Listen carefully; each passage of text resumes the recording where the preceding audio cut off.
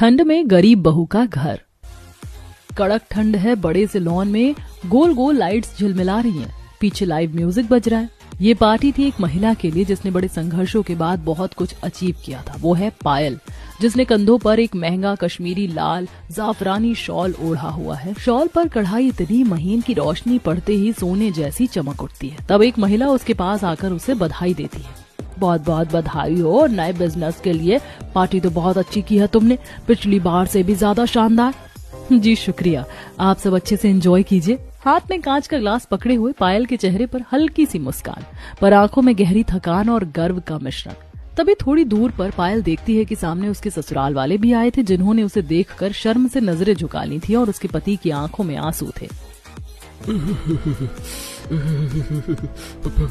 पायल अपने पति को देखकर पहले नजरअंदाज करती। ये सब देखकर पायल की आंखों में गहरा दर्द नजर आने लगता है। उसकी आंखों में आंसू झलक जाते हैं और बीते हुए लम्हों की यादें। आखिर क्या दर्द भरी बात थी और कैसे पायल इस मुकाम पर पहुंची थी, जानने के लिए चलते हैं कुछ समय पीछे। रोहन, मुझे बहुत डर लग रहा है। मुझे नहीं पता हमें ये कदम उठाना चाहिए या नहीं। देखो देखो मेरी आंखों में। तुम्हें क्या लगता है मैं तुम्हारे बगैर रह पाऊंगा? अरे मुझे सिर्फ तुमसे और तुमसे ही शादी करनी है। मेरे घर वाले इसके खिलाफ हैं, लेकिन इसका मतलब ये नहीं है कि मैं तुम्हें छोड़ दूं। लेकिन रोहन, तुम्हारी मम्मी जी अपने आप मान जाएंगी। कहते हैं ना, समय के साथ सब ठीक हो जाता है।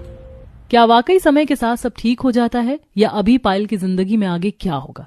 पायल और रोहन ने एक दूसरे से कोर्ट मैरिज कर लिया और उसके बाद दोनों रोहन के घर पहुंचते हैं। एक तो बाहर इतनी सर्दी है, ऊपर से अंदर जाने में बड़ा डर लग रहा है। देखो पायल, हमें अंदर जाना ही होगा। तुम्हारे इस डर की वजह से हम पिछले 1 घंटे से यहाँ बाहर ठंडी हवा में खड़े हैं। इतनी सर्दी में मुझे लगता है कि मेरी कुल्फी जम जाएगी। मैं बेल बजा रहा हूँ।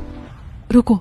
इससे पहले कि पायल आगे कुछ कह पाती, रोहन घर की बेल बजाता है और तभी उसकी माँ दरवाजा खोलती है और ये नजारा देखकर उसकी आंखें फटी की फटी रह जाती हैं। अरे नास पीटे, ये क्या कर दिया तूने? मेरे इतना मना करने के बाद भी तूने इस मनहूस से शादी कर ली। मैं तुझसे कह